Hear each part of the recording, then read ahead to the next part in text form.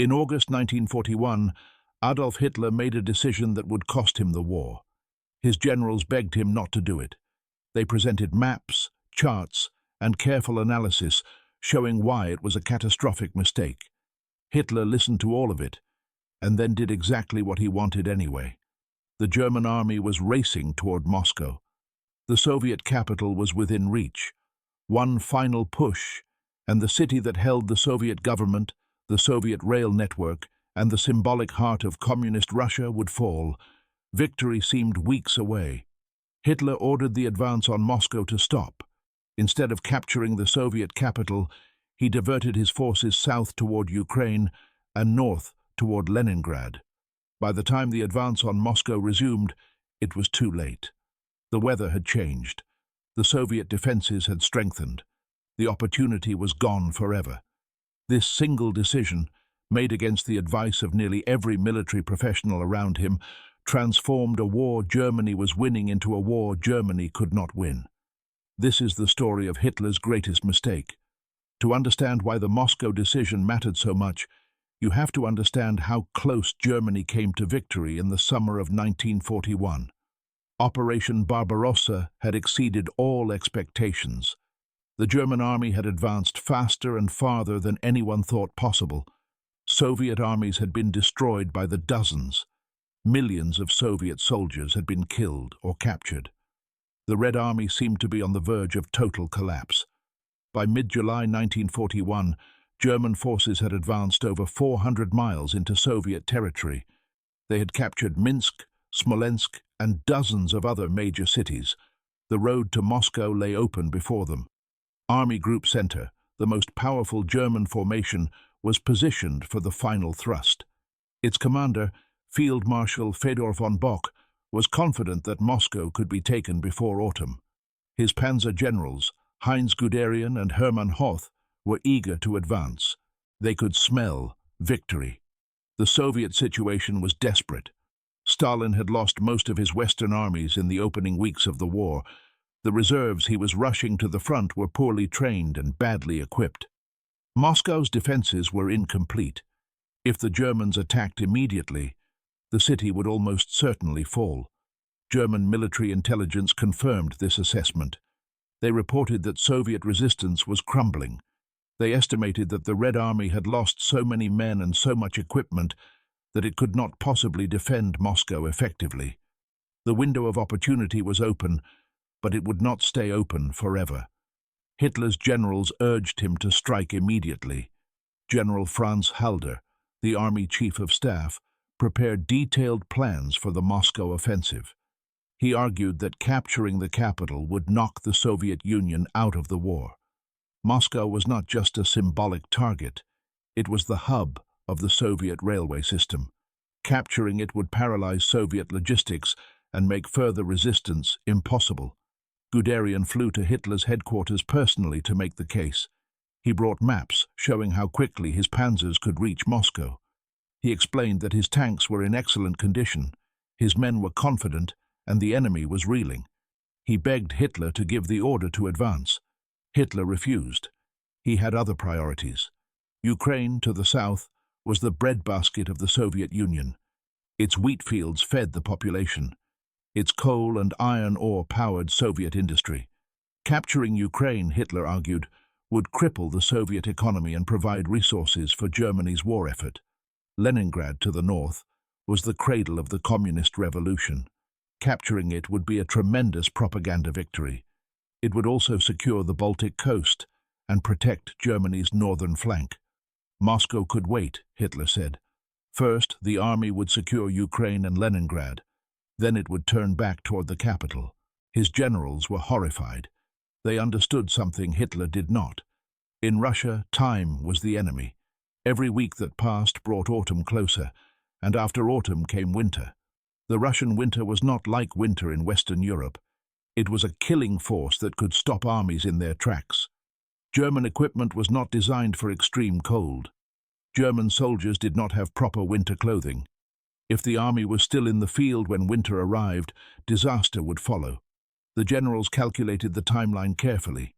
If the advance on Moscow resumed immediately, The city could be captured by late September or early October before the worst of the weather arrived. If the army diverted south and north first, the Moscow offensive could not begin until October at the earliest. That would mean fighting through November and December, the coldest months of the year. Hitler dismissed these concerns. He told his generals that the Soviet Union was a rotten structure that would collapse if kicked hard enough. He said the Russian winter was exaggerated as a threat. He reminded them that he was the Führer and that military decisions were his to make. On August 21, 1941, Hitler issued Directive No. 34. Army Group Center would halt its advance on Moscow. Guderian's panzers would turn south to help capture Kiev. Hoth's panzers would turn north to help encircle Leningrad. The Moscow offensive was postponed indefinitely. The generals followed orders, but many of them believed they were witnessing a catastrophic blunder. Halder wrote in his diary that Hitler's decision showed a complete failure to understand military strategy. Guderian later called it the greatest mistake of the war. The southern campaign was a tactical success. German forces encircled Kiev in September 1941 and captured over 600,000 Soviet prisoners, the largest encirclement in military history. Ukraine fell under German control. On paper, it looked like a tremendous victory. But the victory came at a terrible cost. 6 weeks had been lost. 6 weeks during which the weather grew colder, the roads grew muddier, and the Soviets grew stronger. Stalin used the time Hitler gave him to fortify Moscow. Fresh divisions arrived from Siberia, troops who were trained and equipped for winter warfare. Factories were evacuated eastward, beyond the reach of German bombers, where they could continue producing tanks and aircraft. Defenses were constructed around the capital, rings of trenches and obstacles that would slow any attacker. When the Moscow offensive finally resumed on October 2, 1941, everything had changed. The weather turned against the Germans almost immediately. Autumn rains transformed the roads into rivers of mud. Tanks that had raced across dry summer ground now sank to their turrets. Supply trucks could not move. The mighty German war machine crawled forward at a walking pace. Then came the cold. By November, temperatures had dropped below freezing. German soldiers, who had been promised that the war would be over before winter, found themselves fighting in summer uniforms. Frostbite became epidemic. Weapons froze and would not fire. Vehicle engines would not start in the morning. The Soviets, by contrast, were prepared. Their soldiers had warm clothing. Their equipment was designed for cold weather. Their supply lines were short, while German supply lines stretched back hundreds of miles through mud and snow. German forces pushed to within 15 miles of Moscow. They could see the spires of the Kremlin through their binoculars. Victory seemed close enough to touch, but they could go no further. The combination of exhaustion, cold, and stiffening Soviet resistance brought the advance to a halt. On December 5, 1941, the Soviets launched a massive counter-offensive that drove the Germans back from the gates of Moscow. The German army survived the winter of 1941–42, but the chance for quick victory was gone forever. The Soviet Union had not collapsed. It had survived the worst Germany could throw at it and emerged stronger than before. From that point forward, Germany was fighting a war of attrition it could not win.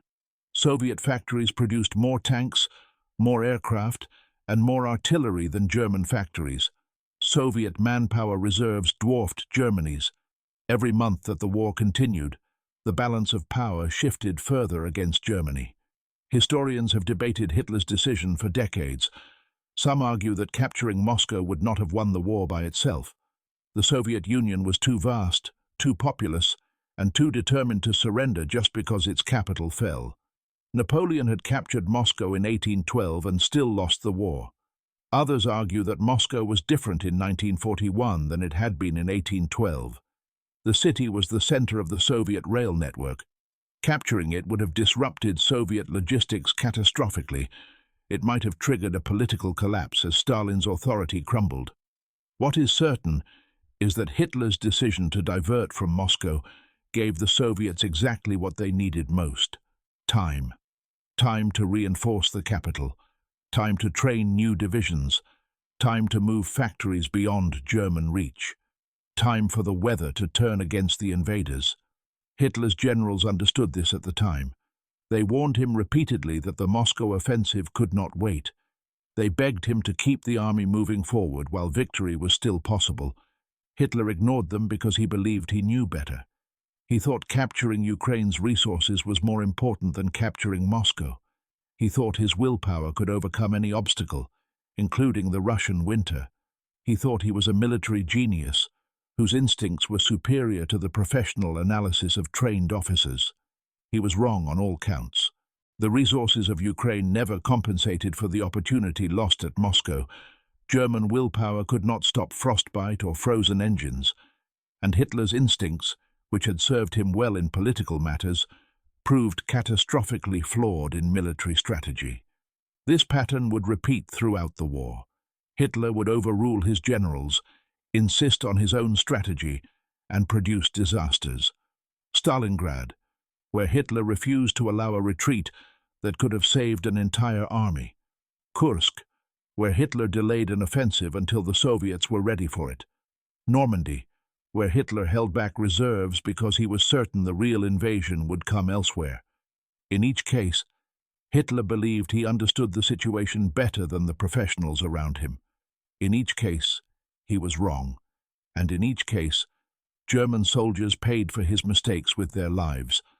But the Moscow decision was the original sin. It was the moment when a war Germany was winning became a war Germany would lose. Everything that followed, the 4 years of grinding attrition, the millions of deaths, the eventual destruction of Germany itself, can be traced back to those 6 weeks in August and September 1941 when Hitler chose Ukraine over Moscow. Some historians argue that Germany could never have won the war against the Soviet Union regardless of what decisions Hitler made. The Soviet Union was simply too large, too populous, and too industrially powerful to be defeated by any strategy Germany could have employed. There is truth to this argument. The Soviet Union's resources were enormous. Its willingness to absorb casualties was almost limitless. Even if Moscow had fallen, the Soviets might have continued fighting from behind the Ural Mountains, slowly rebuilding their strength until they could counterattack. But we will never know what might have happened if Hitler had listened to his generals in August 1941. We only know what did happen. The Moscow offensive was delayed. The window of opportunity closed. The war that Hitler thought would last months lasted years. And in the end, Soviet tanks rolled through the streets of Berlin, while Hitler died in a bunker beneath the rubble. The German soldiers who froze outside Moscow in December 1941 did not know they were witnessing the turning point of the war. They only knew they were cold, hungry, and dying in a country that seemed determined to swallow them whole. Many of them had been confident of victory just weeks earlier. They had written home about how the war would be over soon, how they would be back with their families by Christmas. Now they huddled in frozen foxholes, watching their comrades die of exposure, wondering how everything had gone so wrong. The answer was simple, though they could not know it at the time. Their Führer had made a decision in August that doomed them to freeze in December. He had traded victory for 6 weeks of strategic detour, and that trade had cost Germany the war. Adolf Hitler made many mistakes during World War II. He underestimated his enemies. He overestimated his own abilities. He refused to listen to advice. He clung to failed strategies long after they had proven disastrous. But his greatest mistake was the decision to halt the advance on Moscow in August 1941. It was the moment when victory slipped through Germany's fingers. It was the moment when a quick war became a long war. It was the moment when the meat grinder began to consume the German army. Hitler had many opportunities to lose the war, but this was the opportunity to win it, and he threw it away. His generals knew it at the time. History has confirmed their judgment. The road to Moscow was open in August 1941. Hitler chose not to take it. That choice echoed through the remaining years of the war, through Stalingrad and Kursk and Normandy and Berlin, until it finally ended in a bunker with a pistol shot. One decision, 6 weeks. The war lost. After the war, the surviving German generals wrote memoirs and gave interviews. Almost all of them identified the Moscow decision as the critical turning point. Guderian called it unforgivable. Halder called it the moment when Hitler revealed his complete inability to think strategically. Even generals who had remained loyal to Hitler throughout the war admitted that the August 1941 decision had been a catastrophic error. The irony is that Hitler himself seems to have recognized his mistake, at least partially. In later years, when the war was clearly lost, he sometimes spoke bitterly about the Moscow campaign. He blamed the weather. He blamed his generals. He blamed everyone except himself. But his defensiveness suggested that even he understood something had gone terribly wrong in that crucial summer.